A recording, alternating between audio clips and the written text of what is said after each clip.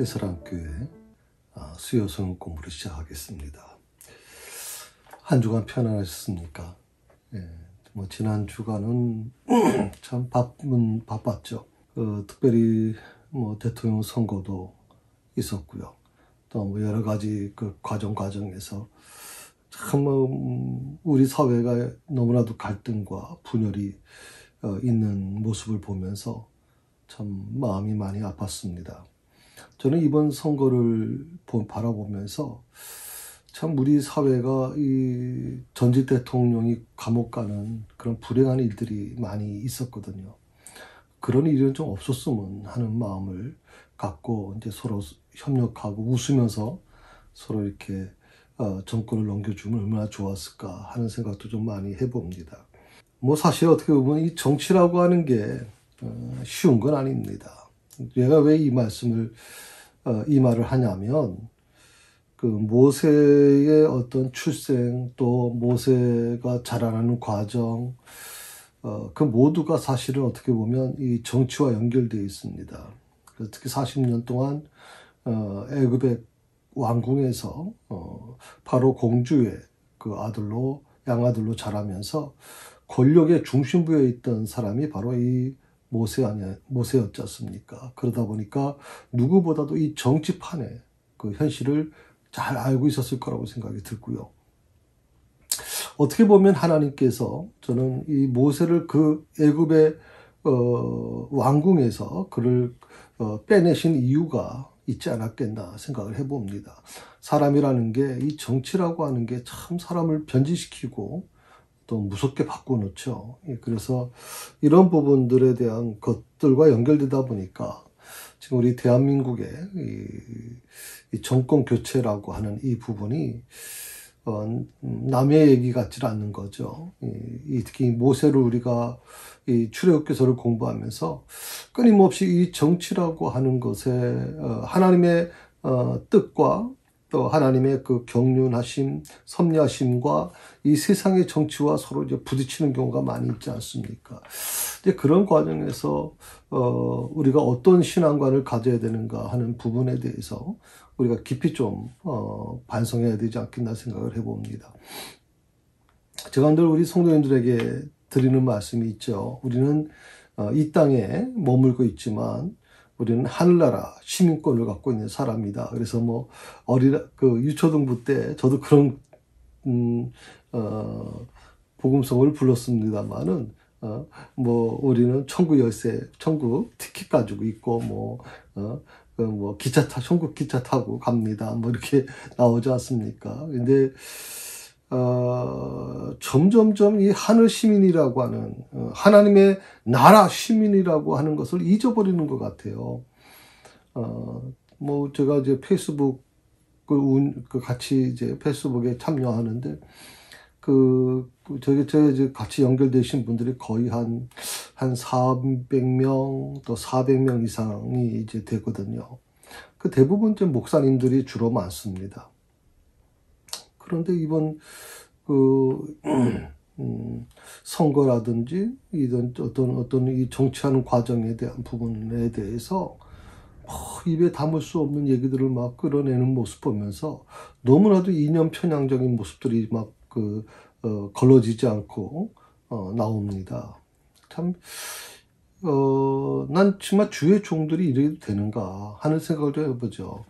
평신도들도 물론 그러면 안 되겠지만, 목회자들이 왜 이 한쪽의 이념 편향성을 가지고, 다른 사람들도 많이 볼 텐데, 왜 그렇게 해야 되는가에 대한 우려가 사실 있습니다. 우리가 이 모세 출생에 대한 부분을 지난주에 좀 하면서 이제 마무리를 제가 했습니다. 그런데, 그렇죠. 하나님을 정말 잘 섬기는 레위 가정, 아므람과 요게벳 부모님 밑에서 정말 아마 모세는 태어나면서부터 레위인으로 이제 태어났으니까 아마 어떻게 보면 그런 레위 지파로서 어떤 그 사명을 감당할 수 있었을 거라고 생각이 듭니다. 그런데 갑작스럽게 이 모세 출생에 대한 부분 때문에 많이 힘들죠. 이 모세가 출생하는 그 시점에 바로의 명령이 떨어집니다. 그 남자아이는, 히브리 남자아이는 다 죽여라. 다 나일강으로 다 빠뜨려서 다 죽이라고 하는 것, 명령이 내려온 겁니다. 물론 이제 그런 과정에서 이스라엘 백성들이 워낙 인구수가 번성해 나가니까 제한하기 위해서 그랬다 얘기하지만, 지난주에도 제가 말씀을 잠깐 드렸습니다. 왜 모세였는가 하는 것이거든요. 그 위에 아론도 있었고, 또 그 위에 많은 사람들이 있었을 텐데, 왜 하필이면 모세 때 이 명령이 내려왔냐, 이 말이거든요. 왜? 여러분은 어떻다 생각하세요? 왜 모세라고 생각하십니까? 모세. 전 여기에는 사탄의 역사가 있다고 제가 말씀을 좀 드렸죠. 사탄이 모세가 앞으로 할 일을 못하게끔 만들려고 하는 겁니다. 이미 하나님의 계획을 사탄도 알고 있는 거죠. 하나님께서 모세를 통해서 어떻게 이스라엘 민족을 저 애굽의 그 노예 생활에서 구출해낼 것이고, 그들을 위대한 선민의 나라, 하나님의 나라로, 하나님의 백성의 나라로 만들 것인가에 대해서 이 사탄도 꿰뚫고 있단 말이죠. 그러니까, 모세를 제거하면, 모세 하나를 제거하면 하나님의 계획이 틀어질 거야, 라고 이 사탄도 생각을 했을 거라고 생각이 들어요. 그래서 놀랍잖아요. 모세 한 사람만이 아니잖아요. 모세와 관계된, 모세 시대에 태어났던 남자애들은 다 죽은 거예요. 이건 참 기가 막힌 거죠. 제가 이걸 말씀을 드리면서 또 비슷한 사건이 신약 시대에도 있다고 말씀드렸습니다. 그 사건이 뭐라 그랬습니까? 예수님이 태어나셨을 때, 헤롯이 이제, 성경학자들을 부르죠. 저 별이 그 동문 박사들의 얘기가 뭐냐라고 물어보죠. 그러니까 그들이 다 구약 성경을 다 분석한 결과 이런 얘기를 합니다. 메시아가 태어났습니다 하는 것이거든요. 어디 지역이냐? 베들레헴 지역입니다라고 얘기했겠죠. 하여튼 베들레헴을 비롯해서 전 주변에 있는 모든 아이들을 죽이라는 겁니다. 제가 그때 태어난 아이들은 무슨 정말 한 맺힌 게 있었기에 어떻게 대체 태어나자마자 죽음을 당합니까, 세상에. 이런 부분들을 보면 구약에는 모세지만 신약에는 이제 예수님이잖아요. 그러니까 모세 때문에 그 모세와 같이 태어났던 아이들이 다 죽은 거고, 예수님 때문에 예수님 당시에 태어났던 모든 아이들이 거의 남자아이들은 다 죽은 거예요. 그 과정에 보면 다 정치죠. 정치와 연루돼 있어요. 그 모세를 죽이라고 명령했던 그 애굽의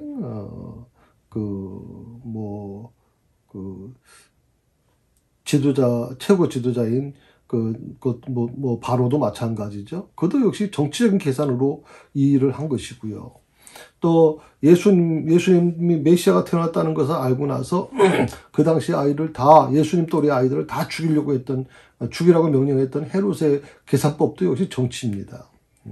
정치적으로 계산하는 거거든요. 그래서 저는 이 기독교인들이 너무 정치에 깊이 들어가서, 너무 정치적으로 모든 걸 판단하고 해결해 나가려고 하는 모습들이 저는 좋게 보이질 않습니다.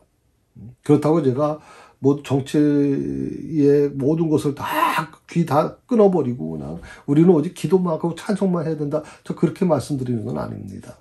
다만, 마음속에는 다 좋아하는 후보도 있을 수 있고, 또 좋아하는 당도 있을 수 있죠.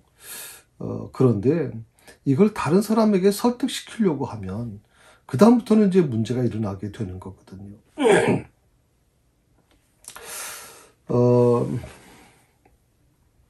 결국에는 이제 이 모세를 3개월 동안 부모님이 이제 모세의 부모가 이제 어떻게든지 살려보려고 몸부림치죠. 근데 3개월이 지나고 나니까 이 모세, 모두 3개월이면 100일인데, 그 정도니까 목소리가 얼마나 크겠습니까? 다 우렁차잖아요, 지금. 그러니까, 주변에 사람들의 그 어떤 흐름,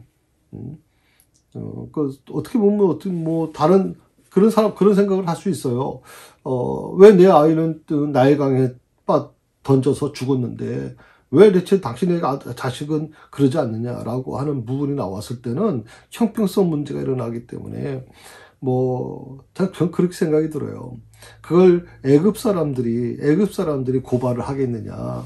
저는 그렇게 보지 않아요. 그러니까 같은 이스라엘 사람인데도 불구하고 그런 부분에서 아마 그 사실을 고발할 경우가 가능성이 더 많거든요. 네, 그래서 어쩔 수 없이 3개월 만에 역시 모세의 부모도 모세를 나일강으로 이제 보냅니다.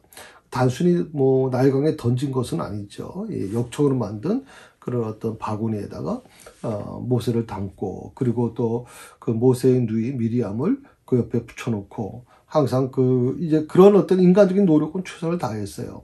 그런데 그 모세를 태운 바구니가 놀랍게도 왜 그 모세의 그 바로의 딸인 그 공주가 그 모욕하는 그 자리에 어떻게 그 자리에 그 부근을 지나갈 수 있었을까 하는 거거든요.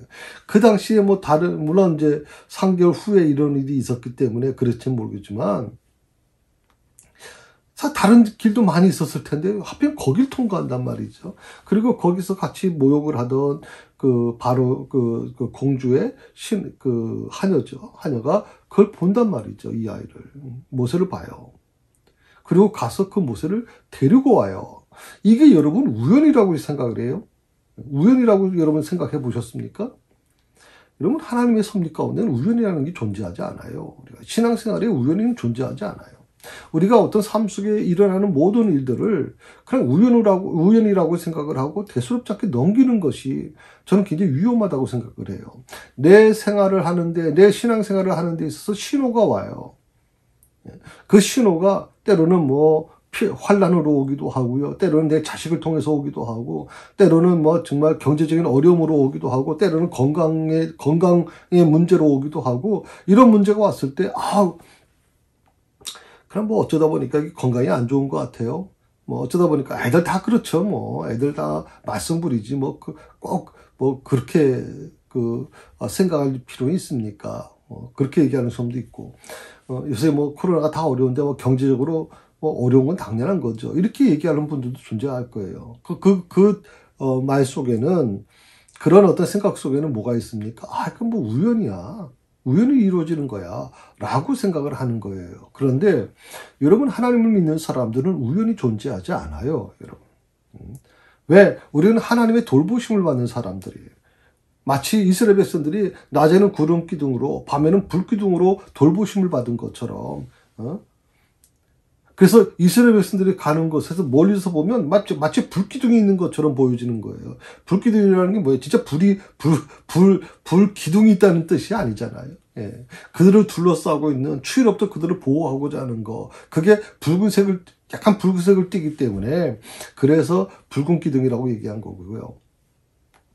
그 다음에 낮에 같은 경우는 구름 기둥이 있다. 구름이 하늘을 덮어버린 거죠.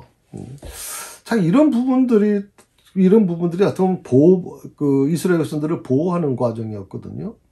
그러니까 우연이라는 게 존재하지 않는 거죠. 이스라엘 백성들은 그걸 우연으로 받아들이지 않는 거죠. 하나님이, 우리와 함께 하시는구나. 하나님이 나와 함께 하시는구나. 그렇게 받아들인단 말이죠. 저는 여러분에게 이렇게 한번 부탁드리고 싶어요. 우리 사랑학교 성도님들은 적어도 제가 이 믿음 시리즈를 한 100편 이상을 하지 않았습니까? 그 100편 이상 하면서 가장 중심, 핵심, 이 뭐냐면, 바로, 하나님의 섭리예요. 믿음의 가장 기본적인 것은 하나님의 섭리를 받아들이는 거예요. 우연이라는 게 존재하지 않고 하나님의 섭리니까 내가 갑자기 건강이 갑작스럽게 어려워졌다. 하나님 이게 무슨 뜻일까요? 주님께서 원하시는 게 뭘까요? 그거를 알아야 된단 말이죠. 모세는요, 이스라엘 백성들을 본인이 참 어떻게 보면 인간적으로는 참 모세를 바라볼 때 멋있는 사람이에요. 왜? 자기가 왕궁에 있음에도, 바로의 공주의 그 권력의 중심에 있음에도 불구하고, 나는 이스라엘 사람이다. 나는 노예로 있는, 내 부모도 노예로 있는 그 노예의 피가, 이스라엘 백성들의 피가 내 안에 있다라고, 그렇게 생각을 하고 이스라엘 동족들을 도와주려고 하잖아요. 그러다가 애굽 사람을 죽인 살인을 하잖아요. 어떻게 보면 그 과정에서 그는 정말 어떻게 보면 선한 일을 하려고 노력을 했어요. 근데 그게 하나님의 뜻에 맞지 않았던 거죠. 하나님께서 원하시는 때에 맞지 않았기 때문에 결국 모세를 그 어려운 환난 과정을 통해서 미디안으로 보낼 수밖에 없었고, 그거 속에서 정말 이름 없이 40년을 그야말로 인내의 시간, 인고의 시간을 보내게 만들어요. 그리고 나서 40년이 지난 다음에 모세의 입에서 나오는 말이 뭡니까? 하나님께서 내가 너로 애굽에게 보내며 바로에게 바로에게 내 말을 하게끔 하겠다. 그러니까 모세가 뭐라 그럽니까? 저는 말할 줄도 모르고 언변의 주제도 언변이 너무 못합니다. 말을 더듬습니다. 별별 얘기를 다 하죠. 못합니다. 한마디로 말하면 못합니다 이거예요. 40년 만에 하나님이 모세를 불렀을 때 모세의 입에서 못합니다가 나와요. 40년 전에는 내가 할 수 있다고 생각을 했거든요. 내가 한다고 생각했어요. 내가 하면 된다고 생각을 했어요. 왜? 그에게는 그만큼 권력의 힘이 있었어요. 능력이 있었죠. 예. 배경이 있었잖아요, 지금. 그러니까 어떻게 보면 이런 부분들이 굉장히 어떻게 보면 우리에게 중요한 부분을 알려주고 있는 것이거든요.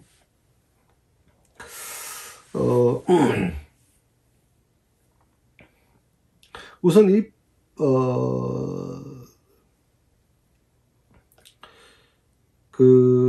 모세가 태어날 때,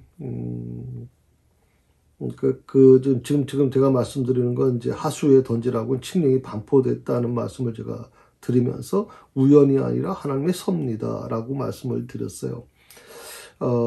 특별히 이 부분에 있어서 사실 기복신앙이라고 하는 것이 과연 뭔가 하는 거예요. 기복신앙. 저도 이때 설교 시간에 계속 기복신앙에 대한 말씀을 제가 드리고, 한국교회가 이 기복신앙에서 벗어나지 않으면 안 된다. 기복신앙이라는 게 뭐냐면, 우리 겉으로는 기독교인이에요. 겉으로는 예수 잘 믿는 것 같아요. 겉으로는 성경 많이 아는 것 같아요. 기도 많이 하는 것 같아요, 여러분. 그런데 그 안에 뜯어보시면, 그 안에 들어가서 기도의 내용을 뜯어보면 기도의 거의 80% 이상이 뭐예요? 기복신앙이에요. 하나님이 이렇게 뭘 좀 주세요. 하나님이 이렇게 축복해 주시면 제가 하나님께 이렇게 하겠습니다라고 하는 기브앤테크가 막 오가는 겁니다. 기복신하는 게 뭡니까? 신이 내게 축복해 주면 내가 그 축복을 가지고 신을 위해서 더 열심히 하겠습니다라고 얘기하는 거 아니에요? 기복신의 가장 기본은 그거잖아요. 기브앤테크예요. 내가 받은 만큼 드립니다라고 하는 거거든요. 이것은 어떻게 보면 세상의 기준이에요.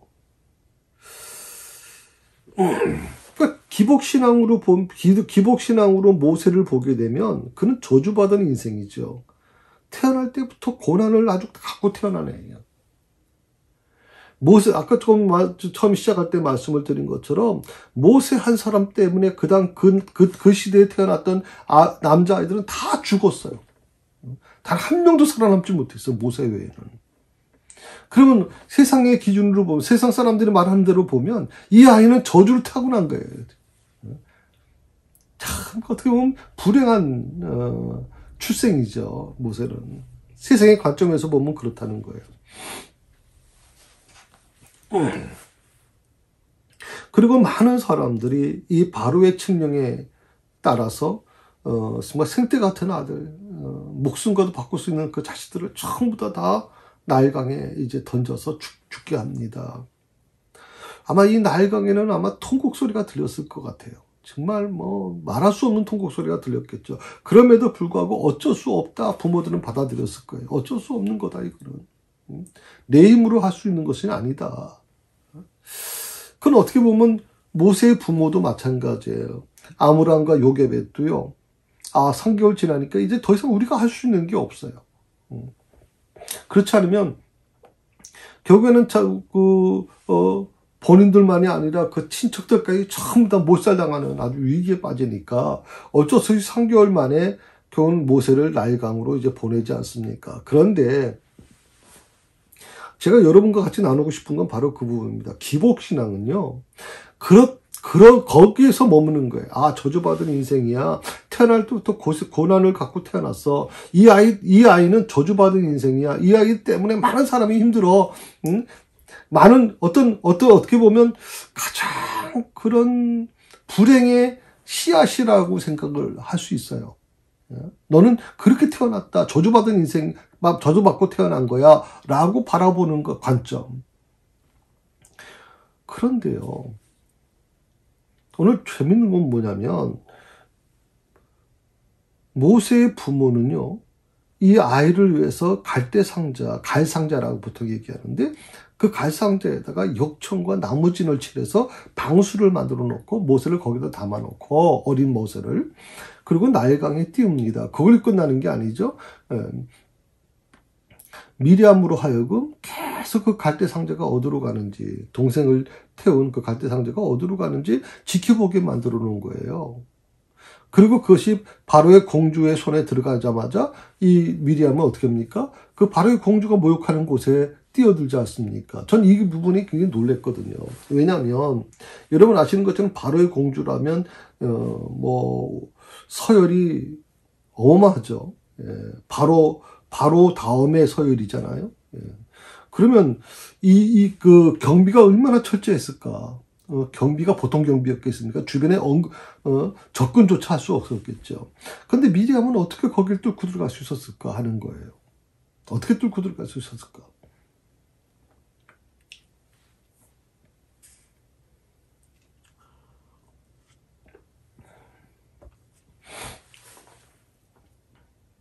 놀라운 것은 똑같은 환경 속에서 이스라엘에 있는 모든 부모들이 모세와 같이 태어난 그 아들을 전부 다 죽음으로 몰았는데, 죽음으로 다 내몰렸는데, 놀랍게도 이 모세의 부모는 끝까지 모세를 지키려고 했고요.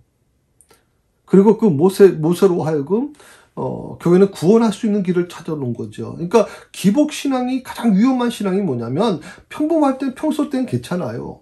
그런데 이 기복신앙이 최고 위기를 맞이하게 되면, 인생에 가장 큰 고난을 맞게 되면요, 이 기복신앙은 굉장히 아주 쉽게 허물어질 수밖에 없어요. 그러니까 모세의 부모는요, 바로의 어떤 측령보다도 하나님의 말씀 앞에 서는 거예요. 하나님의 말씀 앞에. 어떻게 보면 어떤 부모가 자식이 귀하지 않겠어요. 정말 자식은 눈에 넣어도 아프지 않다 그러는데, 모세의 부모는 이 모세를 지키기 위해서 자기 목숨까지 걸었거든요. 생명까지. 그런 과정에서 기복신앙이 갖고 있는 것을 깨트리기 시작하는 거죠. 깨트리는 겁니다. 현실적으로 생각하면 바로의 칙령을 따라야 되는데, 그게 바로 기복신앙인데, 그걸 거부하고 오히려 하나님의 뜻을 따름으로 인해서 수많은 위험과 생명을 잃을 수 있는 위험까지도 각오하면서까지도 좀 이 길을 가고 있지 않습니까?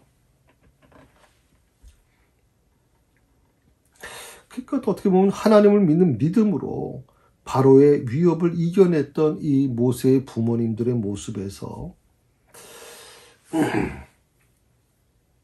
사람의 능력이 아니죠. 아므람과 요게벳이 물론 레위 지파의 사람이지만 그들이 무슨 레위 지파의 사람이기 때문에 노동해서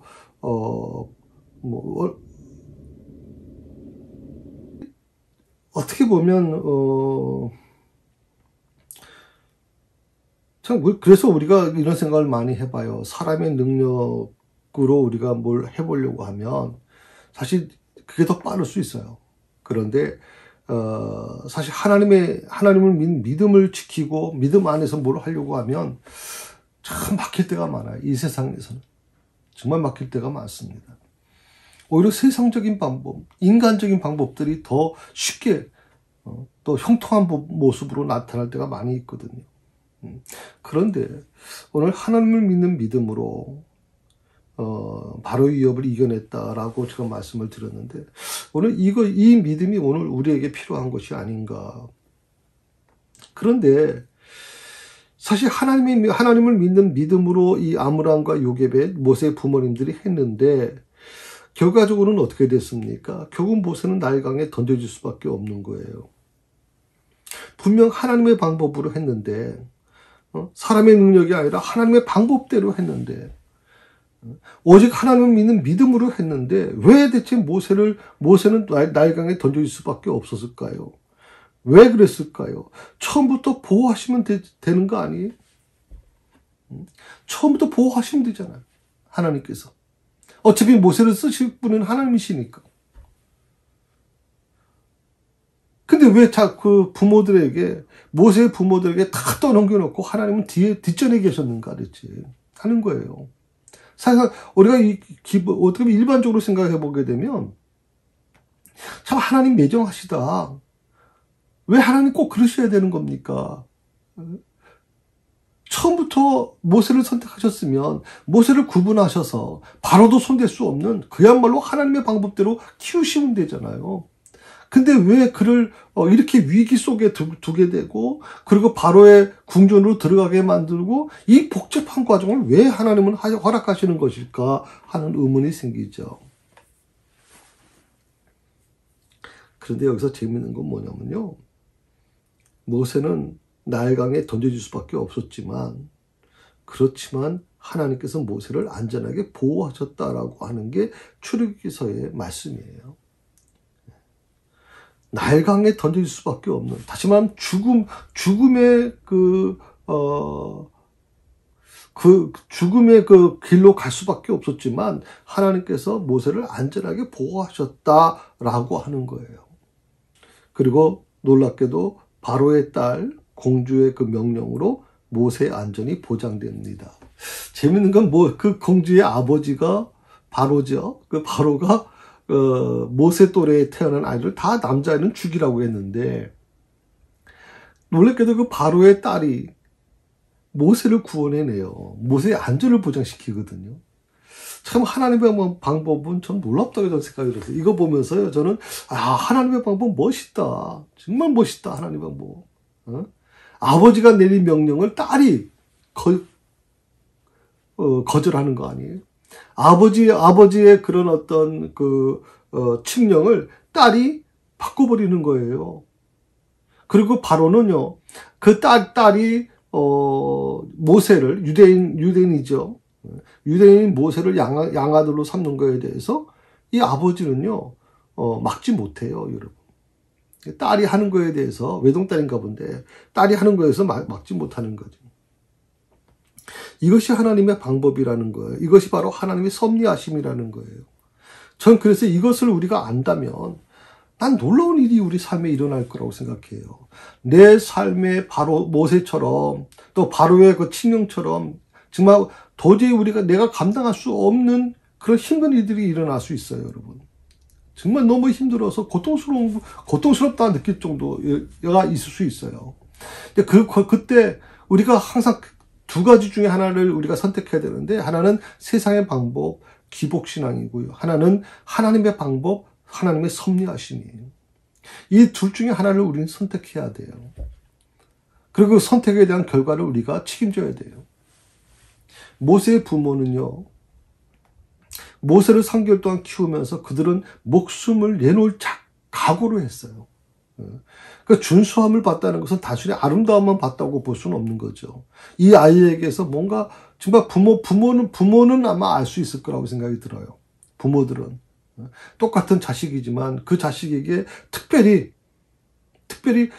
뭔가 좀 이 아이에게는 다른 자식하고 다른 특별한 그것이 있어요. 그걸 이제 우리말로는 준수하다라고 표현을 하는데 이 준수하다는 표현 속에는 여러 가지 복합적인 부분이 들어있을 거예요.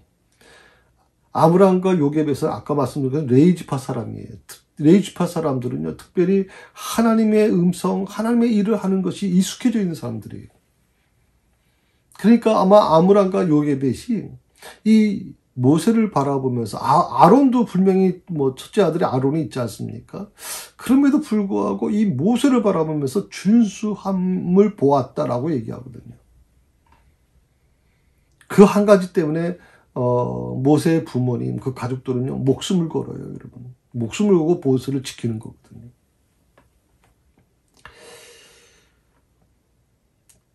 그런데 하나님께서 만들어 가시는 역사, 하나님께서 만들어 가시는 이 세상은 방법은 놀라워요. 모세를 죽이라고 하는 그 명령을 내려온 바로의 딸의 손을 통해서 모세를 건져내시는. 정말 황당한 일이죠. 놀라운 일이에요, 지금 나는. 이게 바로 하나님이세요. 내가 믿는 하나님. 이 하나님을 우리가 어떻게 인간적으로 판단하겠어요? 어떻게 내 작은 그 머리로 계산할 수 있겠어요, 여러분? 난 그런 사람들 보면 한심하다 생각이 들거든. 그 더 충격적인 게 뭐냐면, 이제 그 미리암이 이제 그 공주한테 가잖아요. 공주는 결혼을 안 했기 때문에 젖을 물려서 키울 수가 없어요. 그렇다면 우리가 상식적으로 생각하면 애굽 사람들, 왕궁에도 얼마든지 이 유모를 할 수 있는 사람들이 많이 있을 거 아니에요. 그런데 왜 하필이면 미리암이라는 여자아이가 분명히 유대인이라는 것을 알았을 텐데, 그 유대인 여자아이가 말하는 것을 듣고, 젖을 물려줄 유모를, 그것도 이스라엘 사람 중에서 택했을까 하는 것이거든요. 전 그 당시 하나님께서 역사하지 않으시면 이건 불가능하다고 생각해요. 이런 불가능한 거예요. 왜? 그 당시 애굽 사람들은요, 모든 권력을 가지고 있는 자고요. 요즘 말로 하면 주인이에요. 그리고 이스라엘 사람들은 노예예요. 근데 노예의 신분에 있는 사람을 양자로 삼으려고 하는 이 아이의 유모로 삼겠다? 그거 도대체 이해가 안 가는 얘기거든요.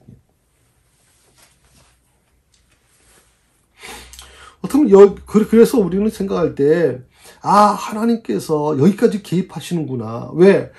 바로의 바로의 자식으로 들어가야만 모세의 생명을 건져낼 수 있으니까 바로의 딸의 손에 맡겼어요. 그래서 바로의 딸의 손에서 이제 크게 되는데, 문제는 바로의 딸의 손에서 크게 되면 어떻게 될까요? 하나님 모르고 자라는 거죠. 애굽의 신, 태양을 숭배하는 신, 전부 그런 어떤 우상을 섬기면서 자랄 수밖에 없을 거예요. 그런데 하나님은 모세를 누구의 손에 맡겼어요?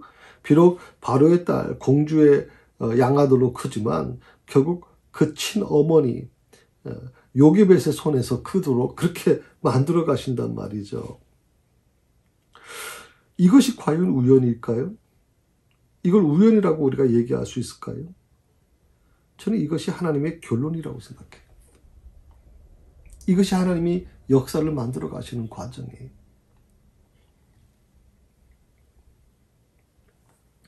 많은 그리스도인들이요, 과정을 결론으로 받아들이는 오류를 범할 때가 많아요.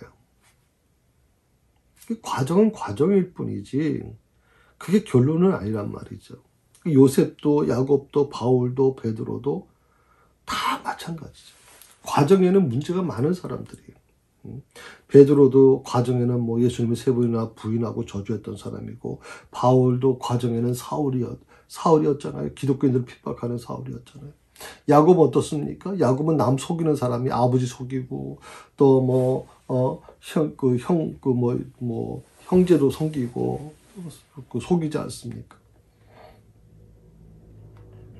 어떻게 보면 이런 모든 것들이 사실은 어떻게 보면 굉장히 어렵죠. 과정을 생각하면 사실 하나님이 왜 이런 사람을 선택했을까 하는 생각이 들 때가 있어요. 그런데 과정과 결론의 부분은 다를 거라고 생각해요.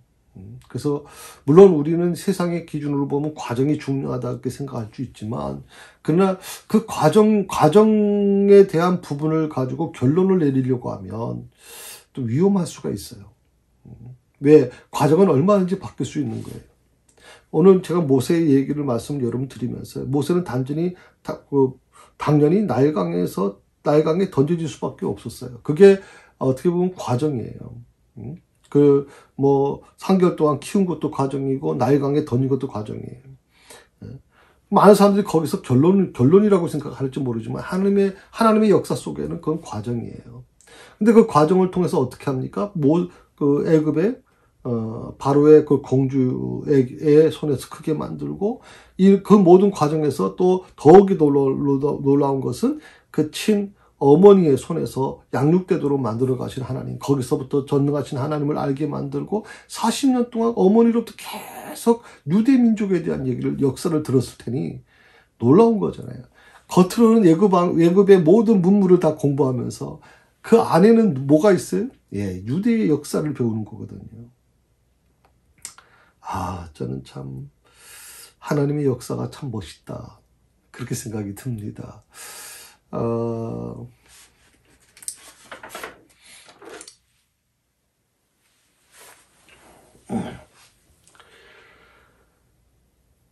특히 그 모세가 받았던 이 최상의 교육, 물론 모세는 이제 애굽에서 뭐 세상의 교육을 다 받았죠. 필요한 교육을 다 받았습니다. 이 부분에서 뭐 좀 우리가 좀 생각해 볼 필요가 있어요. 그 애굽의 그 왕족에 대한 교육이 어땠을까요? 지금도 뭐 사실 어떻게 보면 이제 차별된 교육 아닙니까? 모든 그 분야의 최고들이 와서 스승이 돼주는 거죠. 뭐 수사학이라든지, 뭐 언어학이라든지, 뭐 군사학이라든지, 경영학이라든지, 뭐 어떤 왕이 될 수 있는, 그 왕이 받는 그 교육을 다 받았을 거라고 생각이 들거든요. 그때 한번 생각해 보면 이런 게 있어요.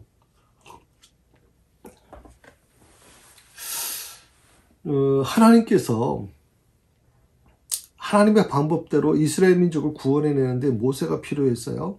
모세를 쓰시겠다고 작정하셨어요. 그걸 사탄도 알고 있었어요. 그래서 사탄은 어떻게든지 모세를 죽이려고 했고, 하나님은 그 사탄의 강력한 모세를 해하려고 하는 그 모든 시도들을 하나님은 그것을 피하게 만들고, 또 그것에서 모세를 구원해내시죠. 더 놀라운 것은 뭐냐면, 모세로 하여금 40년 동안 애굽의 왕궁에서 공부하게끔 만들어 놓으신단 말이에요. 교육받게 만들어 놓으신단 말이죠. 요즘 말로 하면 최고의 교육이에요. 최고의 교육.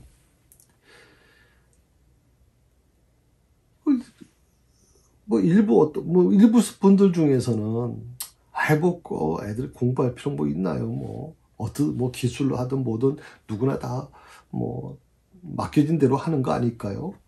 그렇게 얘기하시는 분도 있지만, 제가 그렇다면 하나님께서 뭐하러 모세를 이 애굽의 왕궁에서 40년 동안 교육시켰을까요?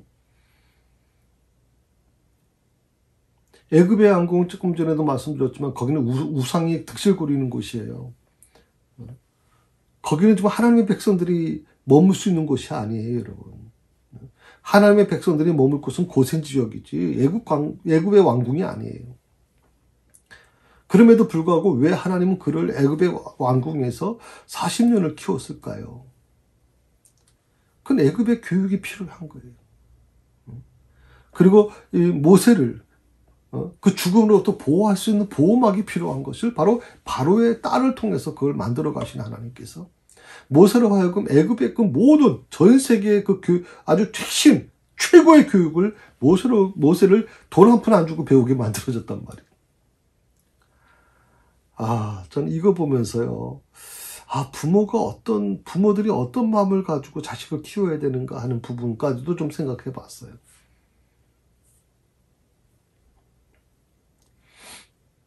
그런데, 모세가 받았던 이 최상의 교육은요, 바로의 왕궁에서 받은 이 40년의 어떤 그 세상 교육이 아니에요. 모세가 받았던 최상의 교육은 하나님을 경외하는 바로 그의 친부모 요게벳으로부터 받은 거예요.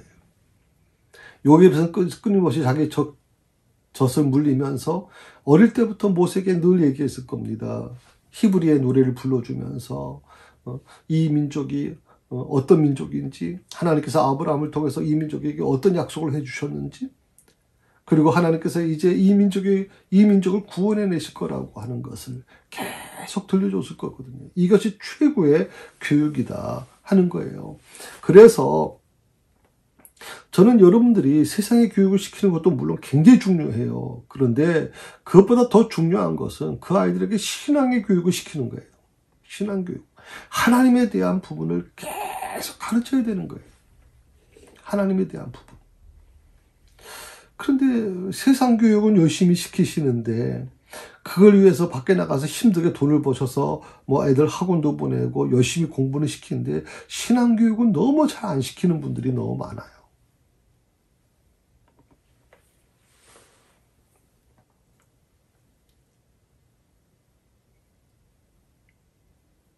세상 지식과 세상 교육에 온통 올인해 버리면 저는 이거 굉장히 위험한 거라고 생각을 해요. 한동안 요즘엔 좀 덜합니다만은 한동안은 이 서울대를 보내달라고 과외를 시키는 경우 있었어요. 저희 교회도 집사님 한 분이 계셨거든요. 하여튼 고액의 과외비를 받고 이제 레슨을 공부를 시키는 거죠, 개인적으로. 그리고 그분이 가르쳤던 아이들은 거의 서울대를 갔어요. 근데 이 집사님이 한 번 이런 얘기를 해요. 목사님, 참 마음 아픈 거는 뭐 서울대 보내달라니까 서울대 보내줍니다. 뭐 부모가 아주 그 뭉칫돈을 가지고 와서 부탁을 한대요. 보내주긴 보내주는데 그 아이가 서울대에 입학해서 1년 동안 뭘 하는 줄 아세요? 예. 서울대 들어갈 정도 실력이면 꽤 실력이 있잖아요. 그때도 불구하고 왜 공부했는지 모르는 거예요. 왜 공부해야 되는지 모르는 거예요. 그 서울대 1년, 보통 1년 다니고 2년 다니다 보면 다 자퇴한대요. 공부를 왜 하는지 모르는 아이가 서울대 들어가서 무슨 도움이 되겠어요, 여러분? 공부를 왜 하는지 모르는데. 그러니까 어떻게 보면 모세가 애국 궁전에서 최고의 수준의 교육을 받아야 됐던 이유가 뭐냐면 그래야 이스라엘 백성들을 구하기 위해서 외교적이고 행정적이고 군사적인 기량이 필요했기 때문에 그래요. 수백만 명을 이 광야 40년 동안 통해서 가나안까지 인도해 나가는 데 있어서는 정말 어떤 모세가 기도만 한 거 아니잖아요. 외교적이고 행정적이고 군사적인 누구도 타의 추종을 불허할 정도로 모세는 아주 탁월한 지도력을 갖고 있었단 말이죠. 이러한 교육이 매우 중요하다 하는 것입니다. 예, 오늘은 여기까지 하겠습니다. 그래서 다음 주에 좀 이걸 보완해서 조금 더 이제 말씀을 드리고요. 제가 좀 이 공부 속도가 조금 늦죠. 지금 우리 출애굽기 2장을 지금 계속 공부해 나가고 있는 건데, 그렇지만 이 출애굽기 2장에 있는 말씀을 가지고 우리 삶에 어떻게 적용할 수 있을까 하는 이 부분을 지금 저는 중요하게 생각을 하기 때문에 그럼 이렇게 좀 자세하게 말씀을 드리고 있습니다. 특히 오늘 같은 경우에는 모세의 교육을 통해서 우리 지금 시대에 우리 믿는 자들이 어떻게 자식 교육을 시키는지에 대해서 부분까지도 제가 말씀을 드렸고, 우연이냐 아니면 섭리냐, 또 기복신앙과 믿음의 차이가 뭐냐 하는 이 부분까지 같이 말씀을 드리고 있습니다. 이 부분을 좀 여러분 묵상하시면서 이 말씀을 가급적이면 여러분 삶 속에 적용시켜 나가셨으면 좋겠습니다. 그래서 하나님이 여러분에게 주신 귀한 선물들, 생명들, 자녀들 잘 양육해서 정말 모세와 같이 하나님이 쓰실 일꾼으로 세워나가는 그 부모님들이 될 수 있기를 바랍니다. 기도하십시다. 감사합니다. 하나님, 오늘 주신 말씀을 깊이 묵상하며 내게 주신 귀한 자녀들 정말 믿음으로 잘 양육해서 하나님이 쓰시기 합당한 자로 세워나가기를 원합니다. 우리 자녀들이 모세와 같이 지혜로운 자가 되기를 원하고, 모세와 같이 정말 하나님을 사랑하는 자가 되기를 원하고, 모세처럼 정말 하나님께서 원하시는 그 일을 감당하기에 부족함이 없는 그런 능력 있는 자가, 능력 있는 자녀로 세워주기를 원합니다. 하나님, 사랑하는 성도들의 가정을 축복하시고 저들의 가정에 아버지 하나님이여 주의 은혜와 능력이 머물게 하여 주옵소서. 우리 코로나가 많이 확산돼 가고 있습니다. 하나님께서 지켜주셔서 건강 지켜주시옵소서. 그리고 코로나와 싸우고 있는 우리 성도들에게도 주의 위로와 하심이 함께하여 주옵소서. 예수님의 이름으로 기도드립니다.